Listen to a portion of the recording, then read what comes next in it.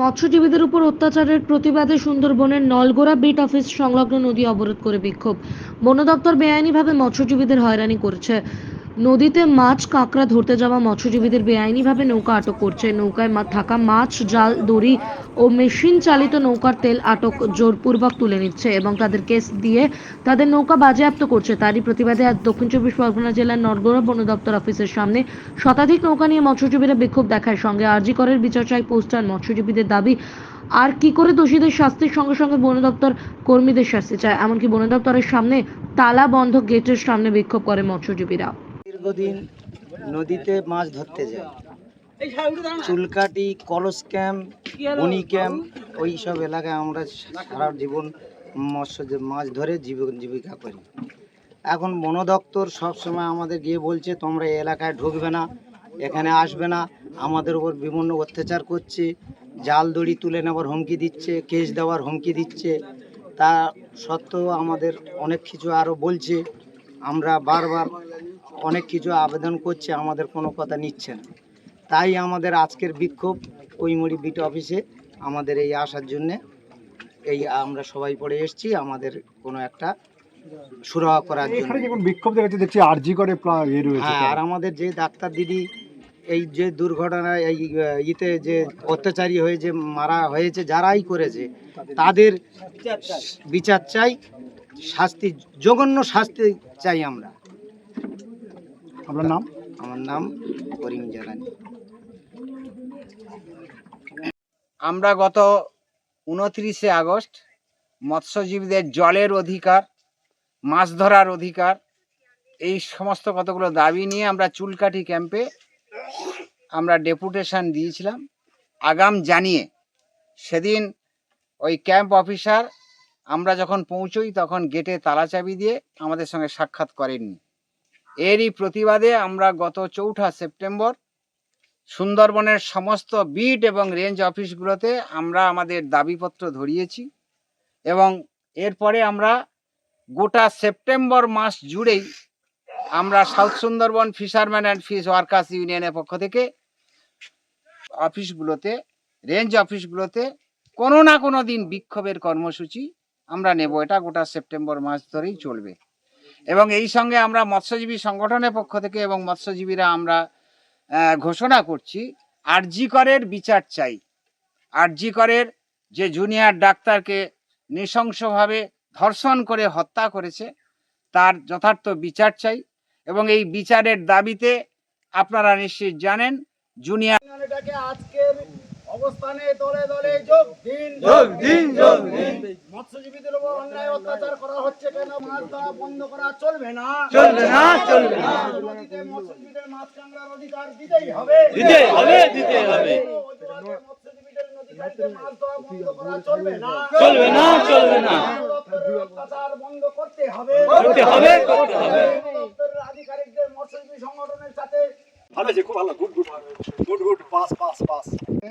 মৎস্যজীবীদের মোটামুটি নদীতে জাল বাইতে দিচ্ছে না, নৌকো সমেত ক্যানিং ট্যানিং সব জায়গায় আটকে দিচ্ছে।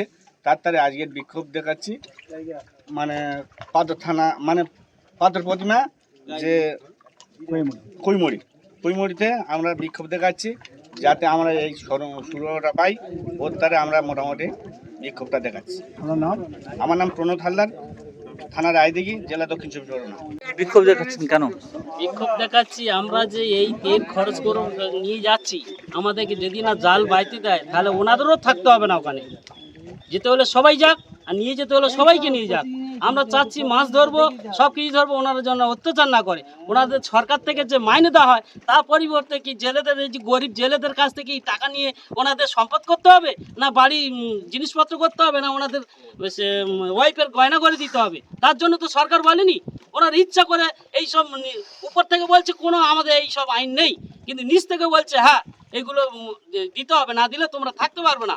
যখন একটা কাগজে লিখে দেওয়া তখন ওখানে টাইগার পাস নেই, কিন্তু যখন এমনি যাবে তখন ওরা টাইগার পাস তোমরা বেরিয়ে যাও, নাহলে জাল তুলে নেবো, নৌকা তুলে নেবো, সব কিছু করবো।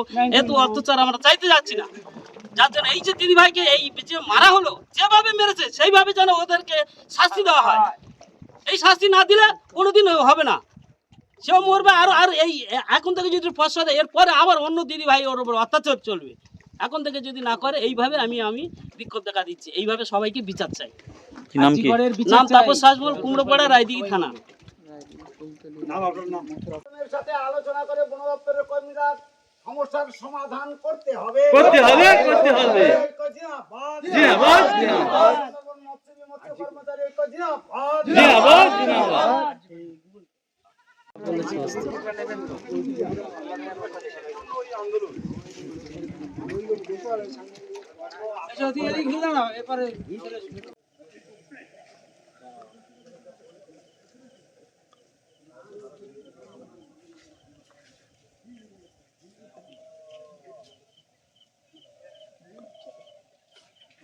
আজকে দেখছি আপনারা বিক্ষোভ করছেন নদী পথে, কেন? আমাদের মাছ কাঁকড়া ধরতে দিচ্ছে না, আমাদের নদী থেকে জাল তুলে নেওয়া হচ্ছে, আমাদের মাছ তুলে নেওয়া হচ্ছে, আমাদের ঘরে গিয়ে আমাদের স্বামীরা অশান্তি করছে। যদি না মাছ কাঁকড়া আমরা ধরতে পারি, আমাদের সংসার কি করে চলবে? এটা নিয়ে আমরা এই জন্য এখানে এসেছি, যে কেন আমরা আজকে নদীতে মাছ কাঁকড়া ধরতে পারবো না? আমাদের বাচ্চা কাচ্চারা কেন ভালোভাবে লেখাপড়া করতে শিখবে না, কেন করতে শিখবে না কেন? এই জন্য আমাদের স্বামীরা যদি নদীতে সে যদি না মাছ কাঁকড়া ধরতে পারে, কোথায় তেল তুলে নিচ্ছে, কোথায় জাল তুলে নিচ্ছে, কেন নিচ্ছে? ওনাদের কি সরকার ওনাদের কিছু দেন না? ওনারা কেন আমাদের এইগুলো অত্যাচার করছে? এই জন্যই আমরা এখানে এসেছি। আজকে দেখছি এটার সঙ্গেও আরজি করে বিচার চাই। এখানেও আমরা আরজি করে যে ডাক্তার দিদিটাকে অত্যাচার করে মারা হয়েছে, আমরাও চাই সেই বিচারটাও চাই। কেন সেই দিদিটাকে কেন অত্যাচার করে কেন মারা হয়েছে? কেন তারাও যেমন দোষী, এখানে ফরেস্টার অফিসের যারা অফিসারেরা আছে তারাও অত্যাচারী। কেননা আমাদের স্বামীদের কাছে যদি জাল তুলে নেয়, তেল তুলে নেয়, তাহলে তারা নদীর মধ্যখানে কোথায় পাবে তেল? তারা কোথায় পাবে? তারা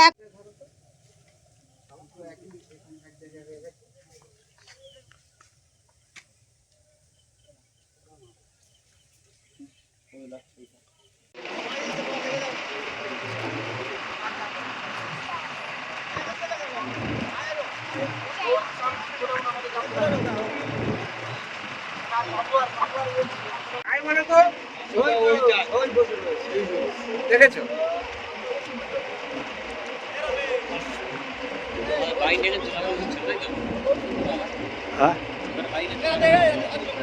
আস্তে রাখো, আস্তে রাখো।